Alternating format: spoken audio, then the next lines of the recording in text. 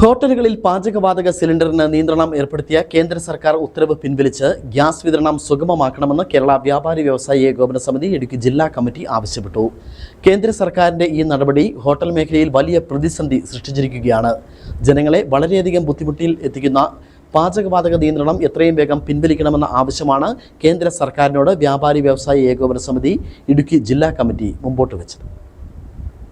Commercial ഗ്യാസുകൾക്ക് നിയന്ത്രണം ഏർപ്പെടുത്തിക്കൊണ്ട് ഈ കഴിഞ്ഞ ദിവസം കേന്ദ്ര ഗവൺമെൻറ് പുറപ്പെടുവിച്ച ഉത്തരവ് പിൻവലിച്ച് എല്ലാ ഹോട്ടലുകളിലും പാചകവാതകം സുഗമമായി വിതരണം ചെയ്യുന്നതിനുള്ള നടപടികൾ സ്വീകരിക്കണമെന്നാണ് കേരള വ്യാപാരി വ്യവസായി ഏകോപന സമിതി ഇടുക്കി ജില്ലാ കമ്മിറ്റിക്ക് അഭ്യർത്ഥിക്കാനുള്ളത്.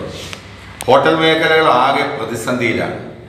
ടൂറിസം മേഖലയിലും ആശുപത്രികളിലൊക്കെ കണ്ടമാനം പ്രവർത്തിക്കുന്ന സ്ഥലങ്ങളിലെല്ലാം ധാരാളം ആളുകൾ ഭക്ഷണം കിട്ടാതെ വലയുന്ന ഒരു സാഹചര്യത്തിലേക്ക് ഈ കൊമേഴ്സ്യൽ ഗ്യാസിന്റെ നിയന്ത്രണം ഏർപ്പെടുത്തിക്കൊണ്ടുള്ള ഉത്തരവ് ദൂരവ്യാപകമായ പ്രത്യാഘാതം ഉണ്ടാക്കും എന്നാണ് ഞങ്ങളുടെ ഒരു വിലയിരുത്തൽ. യുദ്ധം പ്രതിസന്ധി സൃഷ്ടിച്ചിട്ടുണ്ടെന്ന വസ്തുതയാണെങ്കിലും ഉപജീവന മാർഗത്തിനു വേണ്ടി പണിയെടുക്കുന്ന ഹോട്ടൽ മേഖലയെ താങ്ങി നിർത്താനുള്ള ബാധ്യത കേന്ദ്ര സർക്കാർ ഏറ്റെടുക്കണം.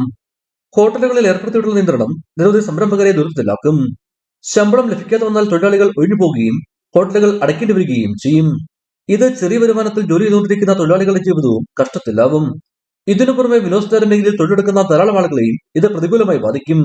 മറ്റൊരു ഊർജ്ജ സ്രോതസ്സുകൾ കണ്ടെത്തുന്നവരെ നിലവിലുള്ള നിലയിൽ തന്നെ പാചകവാതകം സംരംഭങ്ങൾക്ക് ലഭ്യമാക്കണമെന്നും വ്യാപാരി വ്യവസായ ഏകോപന സമിതി ഇടുക്കി ജില്ലാ പ്രസിഡന്റ് സന്ദീപ് പയ്യമ്പള്ളി പറഞ്ഞു. ഇടുക്കി വിഷൻ കുമളി.